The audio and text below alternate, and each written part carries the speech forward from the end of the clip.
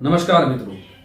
મિત્રો આજ તમારી સમક્ષ કુંભ રાશિના જાતકો માટે ફેબ્રુઆરી માસ કેવો જશે, કઈ વાતની આપણે સાવધાની રાખવી જોઈએ, વિસ્તારપૂર્વક આ તમારી સમક્ષ મૂકવા જઈ રહ્યો છું.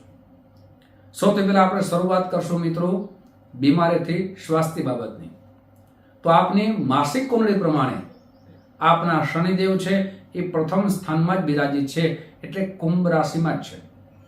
અને શનિદેવ પોતાની રાશિમાં છે, રાહુ છે એ બીજા સ્થાનમાં છે, સાથે બુધદેવ છે એ 12મા સ્થાનમાં છે. તો આપને સૌથી પહેલા સ્કિન પ્રોબ્લેમ ન થાય એમની સાવધાની રાખવી ખૂબ જરૂરી છે. આપણે કોઈ પણ પ્રકારની એલર્જી હોય, આવી વસ્તુથી આપણે જરૂર દૂર રહેવું જોઈએ. ક્યાં સુધી દૂર રહેવું જોઈએ? તો કે 20 ફેબ્રુઆરી સુધી આપણે જરૂર સાવધાની રાખવી જોઈએ. 20 ફેબ્રુઆરી પછી આપના માટે ખૂબ જ ઉત્તમ છે. એટલે કે એમ કહી શકાય કે ફેબ્રુઆરી માસ આપના માટે બીમારી માટે ખૂબ જ રાહતના પણ સમાચાર છે. આપણે કોઈ પણ પ્રકારની જૂની બીમારી હોય તો એમાં પણ આપણે રાહત મળશે.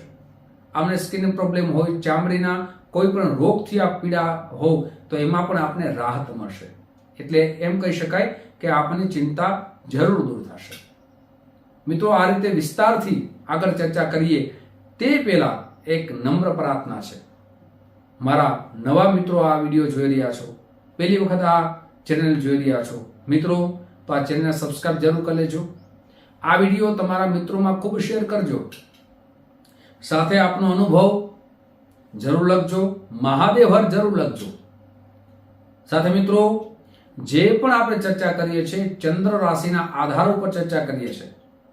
આપણે આપણા જન્મ ગ્રહો જાણવા હોય કે કયા ગ્રહો અશુભ છે, કયા ગ્રહો શુભ છે, વિસ્તારપૂર્વક તો વિડીયોમાં નંબર આપ્યા છે, જરૂર સંપર્ક સાધજો.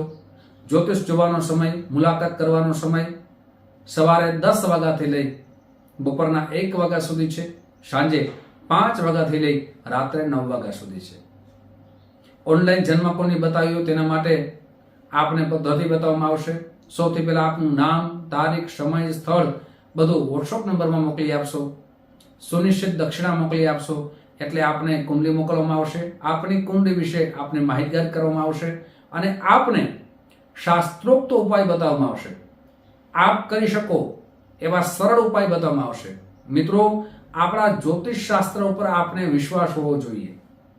આજકાલ જોવામાં આવ્યું છે મિત્રો કે ઘણી જગ્યાએ અંધશ્રદ્ધા તરફ વધારે માણસો ખોટા પૈસા એ પધરાવે છે, દીએ છે એમ કહી શકાય. ઘણી જગ્યાએ ઘણી પ્રકારના બોર્ડ આપણે વાંચ્યા હોય, સાંભળ્યા હોય, 12 કલાકમાં પરિણામ આવશે, 24 કલાકમાં પરિણામ આવશે. આવા જે પણ જ્યોતિષ આચાર્યો નથી, આવાથી દૂર રહેવું જોઈએ. સાથે મિત્રો, આપણા શાસ્ત્રો કહે છે એ શાસ્ત્રો પ્રમાણે ઉપાય કરવા જોઈએ, જેનાથી આપણા જીવનમાં સુખમય, આનંદમય, પ્રગતિમય આપ બની શકો. મિત્રો, હવે વાત કરીએ વિદ્યાર્થી બંધુઓ માટે. વિદ્યાર્થી બંધુઓનું જોઈએ તો 5મા સ્થાનના માલિક એટલે કે પંચમેશના માલિક છે એ બુધદેવ થાય છે અને બુધદેવ 12મા સ્થાનમાં છે. ખાસ કરીને મિત્રો, બુધદેવ છે એ રાશિ પરિવર્તન કરશે. કેટલી તારીખે રાશિ પરિવર્તન કરશે મિત્રો? તો એ રાશિ પરિવર્તન કરશે એટલે આપના માટે સારું ફળ પણ મળશે. વિદ્યાર્થી બંધુ માટે 20 ફેબ્રુઆરી સુધી ખૂબ જ સાવધાની રાખવાનો સમય છે. આપ વાંચન કરો, અધ્યયન કરો, આપનું મન ન ભટકે એમની કાળજી લેવાનો સમય છે. આપનું મન વિચલિત ન થાય, આપ ખોટી સંગતમાં ના આવો જેનાથી આપનો વિદ્યાભ્યાસમાં આપનું મન ન લાગે અને જે ક્રમાંક, જે પરિણામ આપના માતા પિતા ઈચ્છતા હોય એ પરિણામ ન આવે એમની સાવધાની રાખજો. આ વિદ્યાર્થી જીવન છે અત્યારે એ સુવર્ણ સમય છે. આપ જે મહેનત કરશો ને એનું પરિણામ આવતું સમય આપણા માટે સુવર્ણ બની જશે. આપ સંગત દોષમાં પડશો તો આપનું જીવન છે એ સુવર્ણ નહીં બને.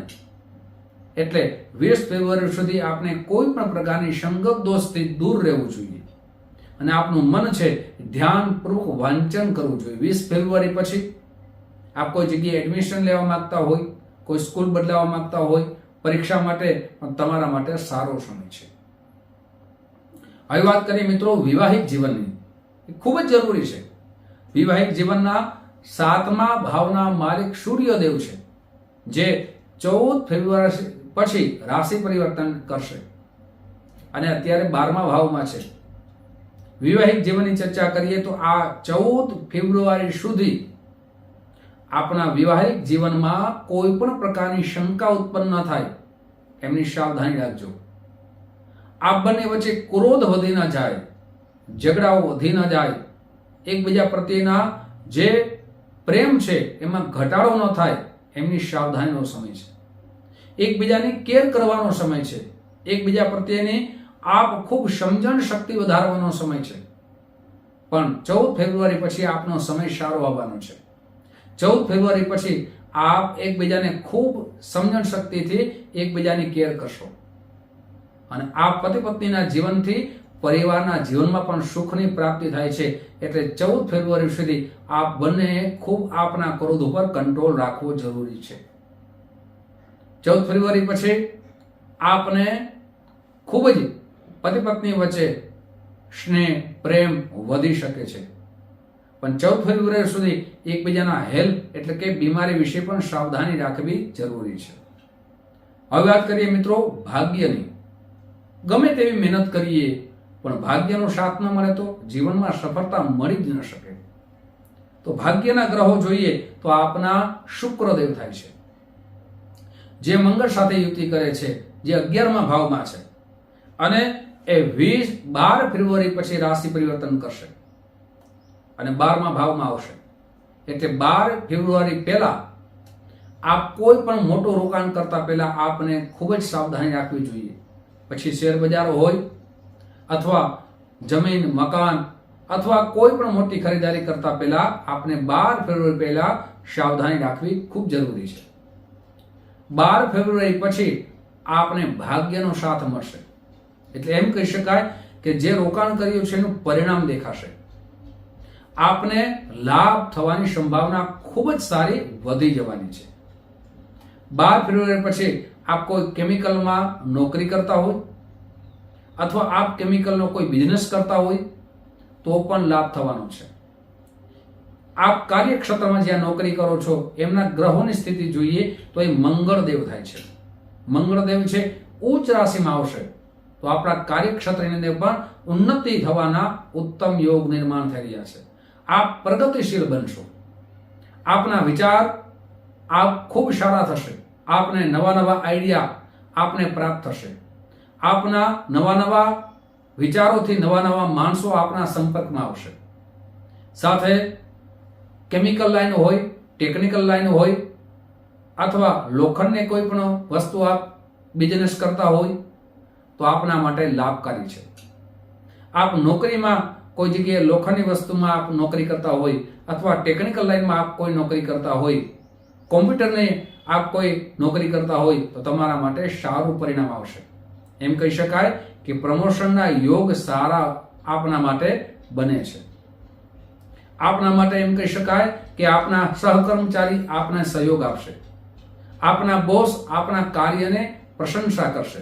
એટલે એમ કહી શકાય ભાગ્યનો પણ સાથ મળશે, કાર્યક્ષેત્રમાં પણ ઉન્નતિ થવાના યોગ નિર્માણ થઈ રહ્યા છે. હવે આપણે આ માસની અંદર કયા ઉપાય કરવા જોઈએ જેનાથી કોઈ પણ પ્રકારના અવરોધ, કોઈ પણ પ્રકારના વિઘ્નો દૂર થઈ શકે? પ્રતિ દિવસે શનિ ચાલીસાનો પાઠ અવશ્ય કરવો જોઈએ. ઓમ બ્રામ બ્રીમ બ્રોમ શહ બુદ્ધાય નમઃ આ મંત્રના આપને જપ પ્રતિદિન કરવા જોઈએ. કમસે કમ 1 માળા અવશ્ય કરવી જોઈએ. શનિવારના દિવસે શનિ મહારાજને આકડાની માળા અથવા તેલ અર્પણ જરૂર કરવું જોઈએ. આપની ઈચ્છા ભગવાન જરૂર પરિપૂર્ણ કરશે. મિત્રો, આ જ રીતે દરેક રાશિઓના ફેબ્રુઆરી માસ આપનું વર્ષ 2024 કેવું જશે તમારા સમક્ષ રાખ્યું છે. આપ જે પ્રેમ આપો છો એ પ્રેમ બદલ આપ સૌનો હૃદયથી ખૂબ ખૂબ આભાર વ્યક્ત કરું છું.